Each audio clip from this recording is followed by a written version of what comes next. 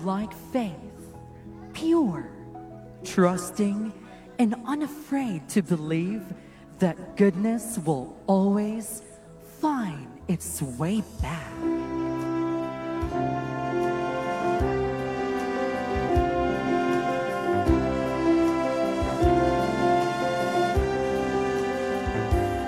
There's a place in my heart that I know that it is love, and this place can be much brighter than tomorrow. And if you really try, you'll find there's no need to try. This place to find is never sorrow. There are ways to get there if you care enough to believe it. Make a little space to make a better place in the world. Make it a better place for you and for me and the end of human race. There are people dying if you care enough to believe it. Make a better place for you and for me. For you and for me.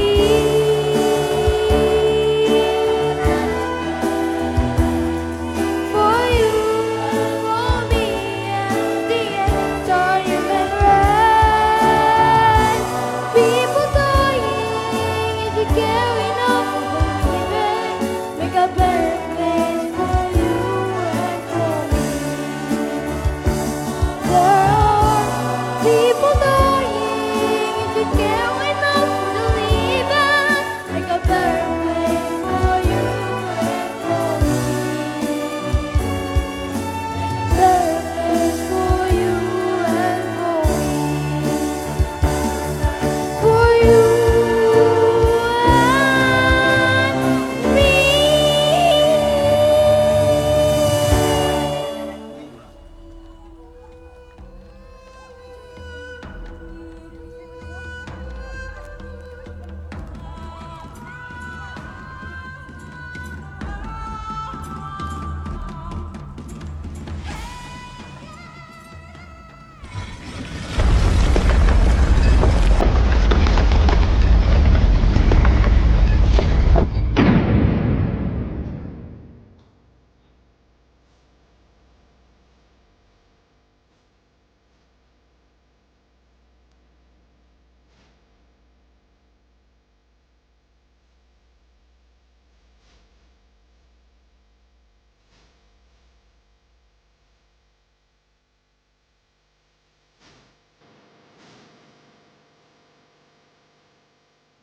Simon, kikuha nila sa lubnganan ang Ginoo.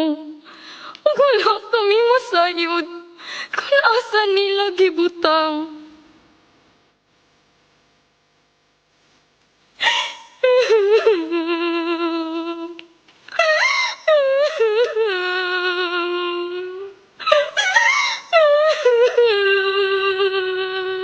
Babae, nganong naghilak ka man? Kinsay mo pangita? Kung ikaw mainag ko ang kaniya, tugani ako kunain mo siyang gibutang.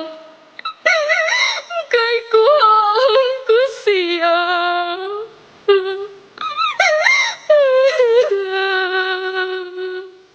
Maria, Magtutudlo.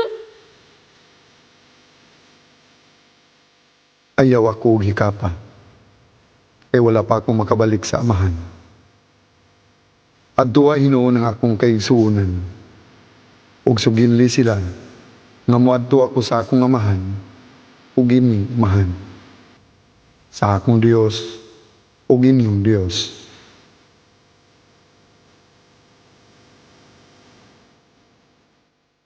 Nabanhaw na si Jesus! Nabanhaw na si Jesus! Nabanhaw na si Jesus! Katumanan kini sa iyang mga saad.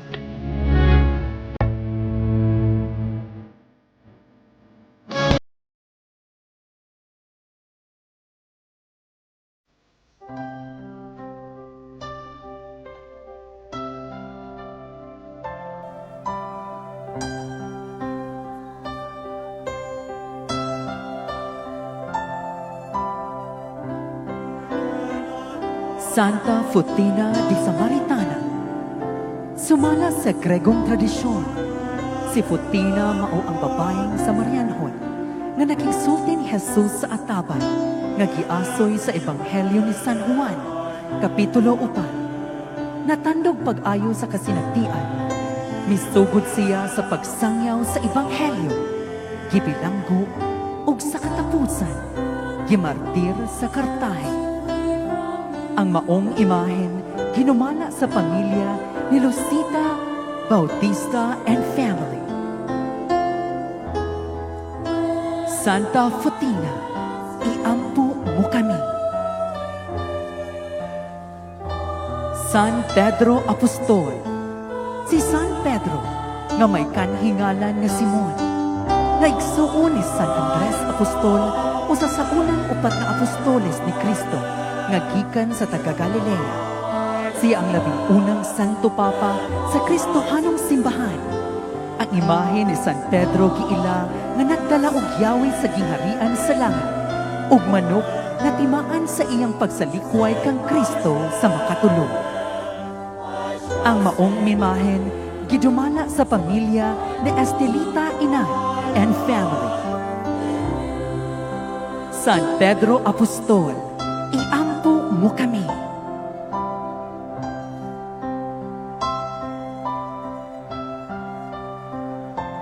Santa Maria de Betania. Igsuon ni San Lazaro ug San Marta. Sumala sa kasulatan sa kadtong nibisita si Jesus sa ilang panimalay sa Betania. Gipili niya nga maminaw sa mga pulong sa Ginoo kaysa mutabang sa iyang igsuon. Sa mga kasunod nga adlaw, si Jesus nibalik ug pagduaw sa Betania aron sa dakong panihapon. Mikuhag mahalon nga panapton ug gipahira ni Maria ang mga tiin ni Jesus ug dayon gipauga kini gamit sa iyang buhok. Ang maong imahen gidumala sa pamilya ni Leclita Bautista and family. Santa Maria de Betania, iampo mo kami. San Lazaro de Betania. Si San Lazaro igsuon ni Marta ug Maria gikan sa Betania. Mga higala sila ni Jesus. Sa dihang nasakit si Lazaro, si Marta ug Maria misulti kang Jesus nga ang iyang higala nasakit. Apan si Jesus wala dayon moadto sa Betania. Si Lazaro namatay og gilubong sulod sa upat ka adlaw sa dihang si Jesus niabong. Ang maong imahen gidumala sa pamilya ni Mr. Aladin Cantiveros and family. San Lazaro de Betania, iampo mo kami. Santa Marta de Betania. Gihigugma ni Jesus ang manag-igsuon nga si Marta, Maria ug si Lazaro. Ingon niini ang paghulagway sa Ebanghelyo ni Juan. Sa relasyon ni Jesus ni ining mga igsuon ug sa susamang Ebanghelyo ni Juan, siya usab ang ihangyo kang Kristo nga buhion pagbalik ang igsuon ni Lazaro. Ang maong imahen gipanag-iya sa pamilya ni Dr. Isidro ug Waltrudes Peña ug gidumala sa pamilya ni Vice Mayor Engineer Elanito Lani Peña and family. Santa Marta, iampo mo kami. Santa Maria de Jerusalem. Si Santa Maria mao ang inahan ni San Marcos Evangelista. Kansang tibuok ngalan mao si Juan Marcos. Siya usa ka adunahan nga babay nga nagpuyo sa Jerusalem. Didto sa iyang balay gihimo ang katapusang panihapon. Ang maong imahen gidumala sa pamilya ni Mrs. Minerva T. Violon and family. Santa Maria de Jerusalem, iampo mo kami. Santa Maria Susana. Si Santa Maria Susana sumala sa Biblia. Si Santa Susana usa sa mga babay nga giayo ni Jesus ug misunod kaniya gikan sa Galilea uban ni Santa Juana de Cuza. Gigamit ni Santa Susana ang iyang mga bahandi sa pagsuporta sa panagingalan ni Jesus ug sa iyang mga apostoles. Ang maong imahen gidumala sa pamilya ni Ranil ug ni Galvin Yonzon and family. Santa Maria Susana, iampo mo kami. Santa Juana de Cuza, si Juana mao ang asawa ni Chuza. Kinsa mao ang tinugyanan sa balay ni Herodes Antipas, hari sa mga Hudeo. Si Juana usa sa mga tinun-an nga misunod kang Jesus. Siya debutado kang Jesus o gihisgutan uban ni Maria Magdalena ug Susana.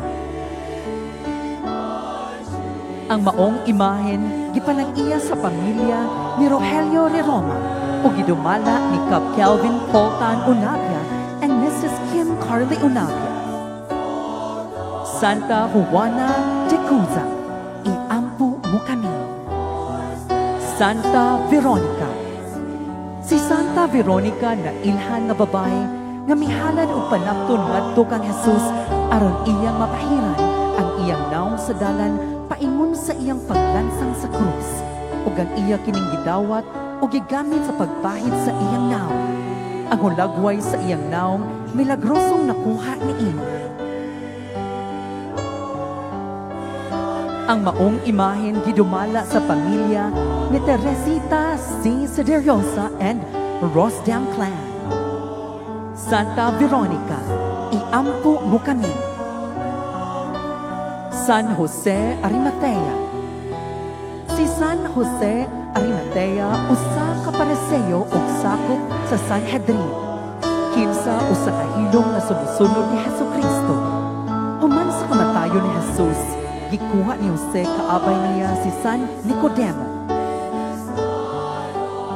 Ang maong imahen ginumala sa pamilya ni Mrs. Elizabeth Jimenez and family. San Jose Arimatea, iampo mo kami. Santa Maria Salome, usa sa mga babaeng sumusunod ni Kristo. Si Santa Maria Salome mao ang asawa ni Zebedeo ug inahan sa mga apostoles nga si Santiago Mayor Apostol ug ni San Juan Apostol. Si Maria Salome usa sa mga saksi sa paglansang sa krus, paglubong ug pagkabanhaw ni Jesus. Ang maong imahen gidumala sa pamilya nilang Anhing Sabino Sr. and Maria Rodriguez and Rodriguez family. Santa Maria Salome, iampo mo kami. San Nicodemus, si San Nicodemo usa-usab ka pariseo nga sama kang Jose, usa ka importanteng Hudeo sa unang siglo. Nasayod kita gikan sa ebanghelyo na si Juan o si Nicodemo miadto kang Jesus sa gabii sa tago aron mas masabtan ang iyang mga pagtulunan mahitungod sa gingharian. Ang maong imahen gidumala nilang Mr. Divine de Parimi Diagro and Mrs. Elizabeth Diaz families. San Nicodemus, iampo mo kami. Santa Maria Cleofe, si Santa Maria Cleofe ang asawa ni San Cleopas na igsuon ni San Jose, ang amahan ni Jesucristo. Siya ang inahan sa mga apostoles na si Santiago Apostol ug Judas Tadeo. Sumala sa kasulatan, siya ang usa sa mga kuyog sa mahal na Birheng Maria kadtong gilansang si Jesus sa krus.